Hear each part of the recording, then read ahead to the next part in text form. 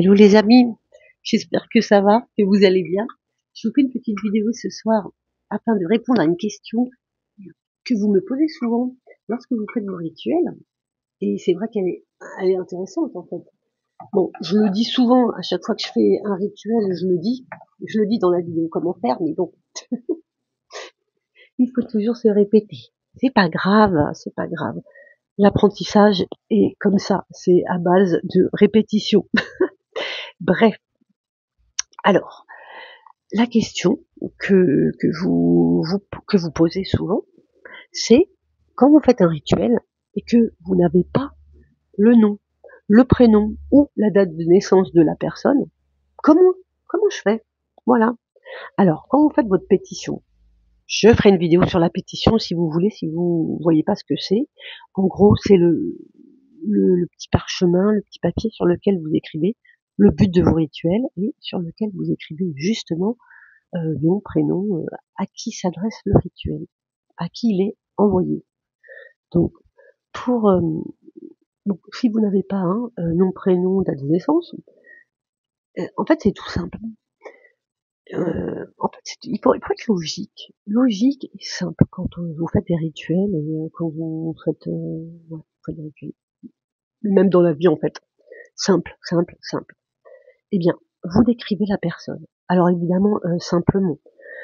Par exemple, tu peux dire, bon, imaginons que tu connais son prénom. Parce que si par exemple tu vas faire un rituel sur une personne, tu connais ni son prénom, tu connais pas, même pas son prénom, en fait tu vas faire un rituel sur quelqu'un que tu connais pas. C'est bizarre. Enfin, quand même, tu, tu peux peut-être faire autrement que de lui envoyer un sort, tu vois, que de bon. Donc quand même, quand on fait un rituel, s'adresser quand même à une personne que vous connaissez, d'accord? Et je fais une petite parenthèse à ça. Pour changer quelque chose, hein, le meilleur moyen de changer une situation, c'est de changer sa façon d'agir, sa façon de penser. D'accord? Donc, le mieux, c'est de faire un rituel sur soi, parce que c'est vous que vous connaissez le mieux finalement. Ou pas, remarque. Des fois, on est très étonné par soi-même. Donc, imaginons, donc, tu fais le rituel qui s'adresse à une personne. Imaginons que tu connais son prénom. Voilà. Donc tu peux dire, voilà, c'est, je sais pas, nana,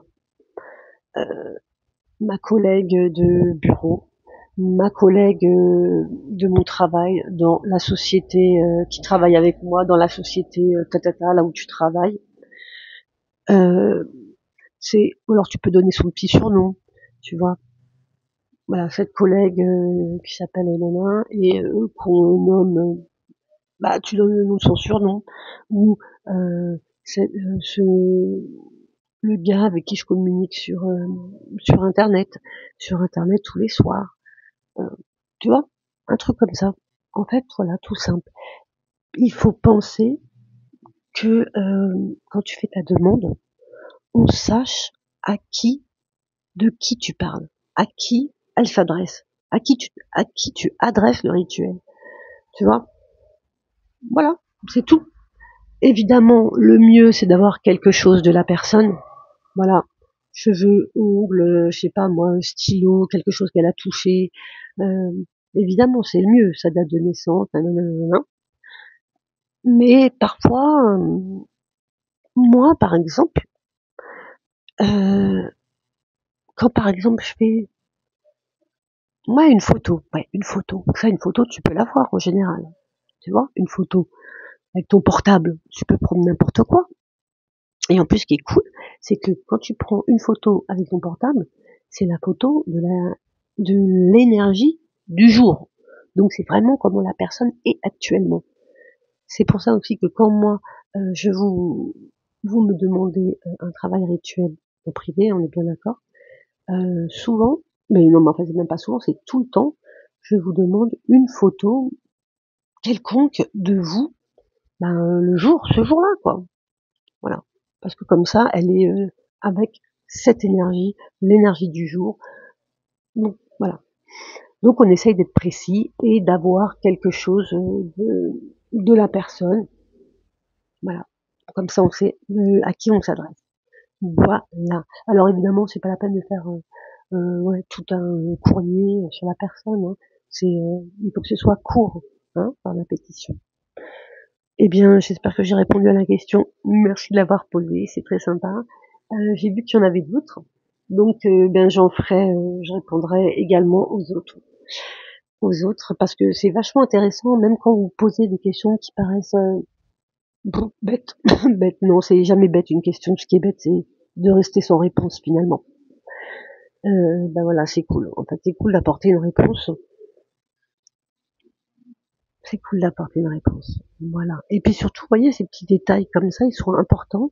Et ça montre aussi à quel point vous vous intéressez, quand vous faites un rituel, vraiment à la création du rituel.